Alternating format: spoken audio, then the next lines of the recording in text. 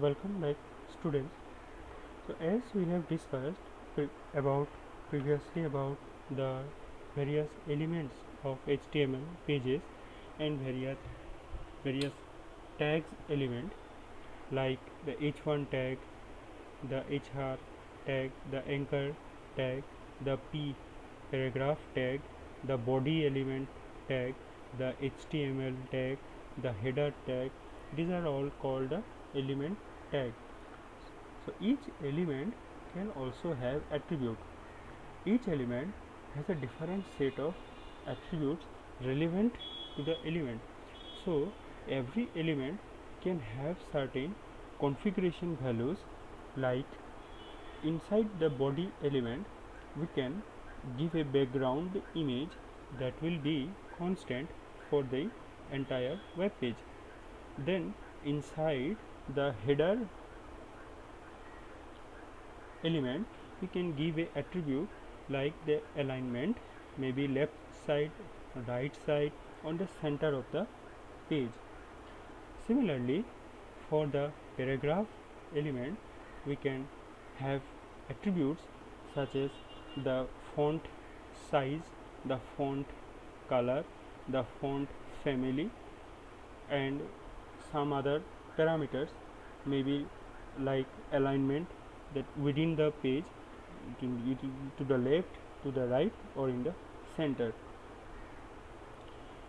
Then in the list elements we can have attributes similarly, such as the font that we already discussed, the spacing, that is when we insert elements in a list, what is the amount of space that has to be given in between two items of present in the list. So that is a valid attribute applicable in the list. So list has element attribute irrespective of the attribute associated with any other element, and they are all corresponding and valid to what element it is used.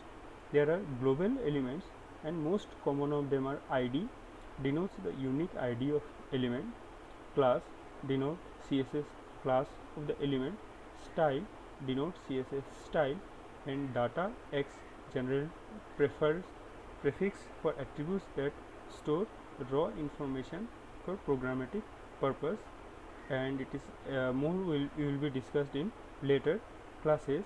But as we see discuss that every element have their own unique associated attributes with them, but there are also certain global attributes that applicable to all the elements.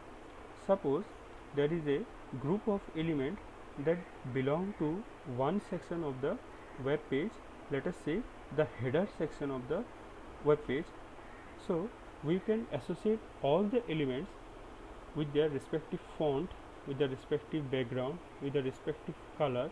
Also we can give them a separate ID that help us to identify that this particular ID is belong to a group of design of the web page for the first 5 lines of the web page. So when we tell the web browser that when we give a command to the web browser to remove the first 5 lines, then instead of removing the lines individually, we can tell the browser to remove the ID number. So we will associate every element with that particular ID number. Similarly, if we want to give a different color to all the elements in the first 5 lines, then instead of writing the attribute individually in all the element, we can give them one ID and instruct the browser to change the color in a ID number XYZ.